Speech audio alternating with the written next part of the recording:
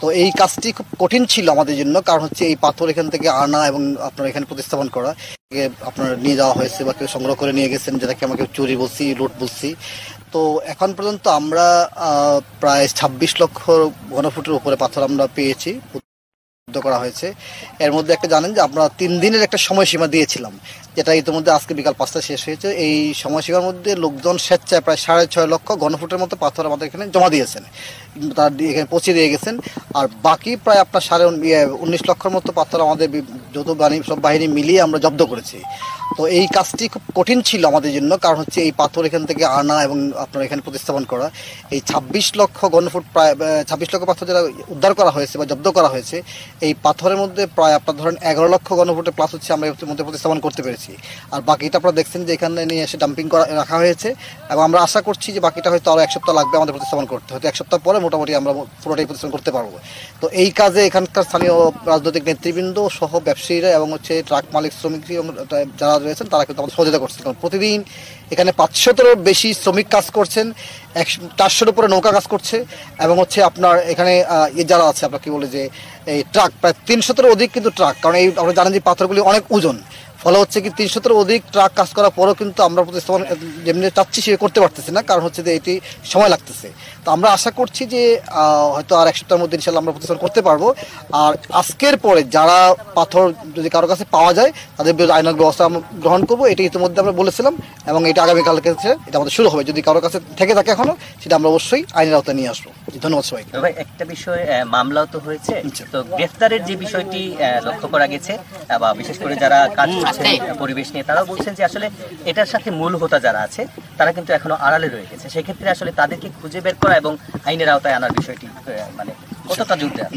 না, সেটা অবশ্যই এখানে কয়েকটা বিষয়ই চলছে একসাথে। হলো যে আমরা এই পাথরটাকে রেস্টোর করা বা রিপ্লেস করার প্রতিস্থাপনে আমি যখন জোর দিয়েছি, এটা একটি প্রাইমারি বিষয় ছিল। একই সাথে যারা এটার মূল হোতা বা এটার সাথে যারা যুক্ত ছিলেন মেইনলি, তাদেরকে কিন্তু ইতিমধ্যে বেশ কিছু লোকজনকে গ্রেপ্তার করা হয়েছে। বাকি থেকে গ্রেপ্তার প্রক্রিয়া এখানে পুলিশের মধ্যে আছেন, তারা চেষ্টা চালিয়ে যাচ্ছেন। আমরা আশা করছি শীঘ্রই তারা গ্রেপ্তার হবেন। আমরা একই সাথে এটা বলতে চাই, যারা নিরীহ নিরপরাধ তেমন কোনো ব্যক্তি যাতে কোনোভাবেই ক্ষতিগ্রস্ত না হয়, সেটাও কিন্তু আমরা খেয়াল রাখছি। যে যারা এটার সাথে জড়িত নয় তারা যাতে কোনোভাবে ক্ষতিগ্রস্ত না হয়, সেই বিষয়ে পুলিশ সবার মধ্যে অবশ্যই বলবেন, এবং পুলিশ এবং এখানকার থানা যারা রয়েছে সবাই কিন্তু তৎপর রয়েছে। তবে আমরা চাই এটি একটি সম্মিলিত প্রয়াস। এখানে পুলিশ রয়েছেন, বিজিবি রয়েছেন, যৌথ বাহিনী, সেনাবাহিনী সবাই মিলে কিন্তু আমরা কাজ করছি একসাথে, এবং it was a very wonderful team work. সবাই কাজ করছি বলেই কিন্তু আজকে এই 26 লক্ষ পাথর আমরা এখন পর্যন্ত উদ্ধার করতে পেরেছি বা জব্দ করতে পেরেছি। এবং আমরা আশা করছি হয়তো এই পাথরগুলি রিপ্লেস করতে পারলে বা প্রতিস্থাপন করতে পারলে মোটামুটি একটা ভালো শেপে আগের অবস্থায় চলে আসবে।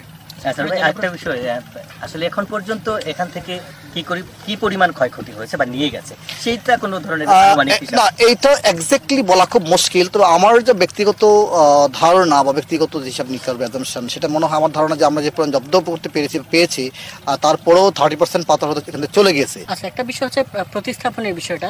প্রতিস্থাপনের বিষয় আসলে কিভাবে দেওয়া হচ্ছে, করা হচ্ছে, এবং বিশেষজ্ঞদের পরামর্শ নেওয়া হচ্ছে কিনা? আমরা জানি নাব্যতার একটা বিষয় আছে, অনেক পরিবেশবিদরা বলছেন নাব্যতার বিষয়টা আপনারা চোখে রাখছেন কিনা? না, প্রথম কথা হচ্ছে যে এই মুহূর্তে রিপ্লেসমেন্ট আমাদের জন্য খুব বড় চ্যালেঞ্জ। মানে জব্দ করা, উদ্ধার করারই বড় চ্যালেঞ্জ। প্রথমত পাথরটাকে পেতে হবে। আমরা মোটামুটি আগে চেষ্টা করছি সেটাকে রিপ্লেস করে নিয়ে আসতে, এবং এখানে আমাদের ওয়ার্কাররা কাজ করছেন, এখানে আমাদের পরিবেশের যারা দায়িত্বে আছেন তারাও কিন্তু আছেন, কাজ করছেন। তবে হ্যাঁ, এটা সঠিক যে ন্যাচারালি যে আপনার হচ্ছে যে প্লেসমেন্টটা ছিল, এটা হয়তো কোনোভাবে আমরা ম্যানুয়ালি করে হবে না, কারণ প্রকৃতি যেভাবে আসলে পাথরগুলোকে এখানে সাজিয়ে রেখেছিল সেভাবে হয়তো করা খুব মুশকিল। তো আমরা আশা করছি হয়তো এর পরবর্তী সময় কোনো ঢল আসলে বা যখন পানি আসবে তখন তো এটা ন্যাচারালি আরও ঠিক হবে। বাট বিফোর দ্যাট আসলে এটা কিন্তু খুব বলা মুশকিল যে আসলে যেভাবে ছিল প্রকৃতি যে বিছিয়ে রাখছিল সেভাবে বিছানো সম্ভব না। তারপরে কিন্তু আমাদের এখানে পরিবেশবিদরা রয়েছেন, তারা পরামর্শ দিচ্ছেন এবং তাদের সাথে সমন্বয় করে কিন্তু কাজগুলো হচ্ছে। যেটা বলছিলেন শুরুতেই যে যারা এর সাথে জড়িত তাদেরকে গ্রেপ্তারের প্রক্রিয়া চলছে, সেই গ্রেপ্তারের প্রক্রিয়ায় কাদেরকে তালিকা, তাদের তোমরাদের তালিকা করা হয়েছে কিনা? আপনারা জেলা প্রশাসন, পুলিশ প্রশাসন সবাই মিলে কোনো নির্দিষ্ট তালিকা করেছেন কিনা, এবং সেই সংখ্যাটা কত যাদেরকে আপনারা গ্রেপ্তার করবেন? আদৌ তালিকা হয়েছে না এমনি আপনারা ধরপাকড় করছেন? আর মামলাটা অজ্ঞাত নিয়ে অনেকের অভিযোগ আছে যে অজ্ঞাত থাকায় কেউ বাড়ি ঘরে থাকতে পারে। সাক্ষীর ব্যাপারে এখানে যেটা হয়েছে, তো ধরুন একজন মানুষ আসলে সত্যিকারই আসলে অভিযুক্ত কিনা, এটা তো একটু যাচাই বাছাইয়ের বিষয় আছে। তো এই জন্য প্রথমত হচ্ছে এই কারণে এটা তালিকা বা নামগুলি ডিসক্লোজ করা যাচ্ছে না কারণে, কারণ নাম ডিসক্লোজ করে দিলে তো যেটা হলো সেটা পালিয়ে যাবে, এটা একটা বিষয় আছে। আর দ্বিতীয়ত হচ্ছে যে আমরা সবসময় খেয়াল রাখছি কোনোভাবেই যেন ইনোসেন্ট লোকজন যেন এইটাতে কোনোভাবে হয়রানির শিকার না হয়, একই সাথে যারা আসলে প্রকৃত দোষী তারা যেন আইনের আওতায় আসে।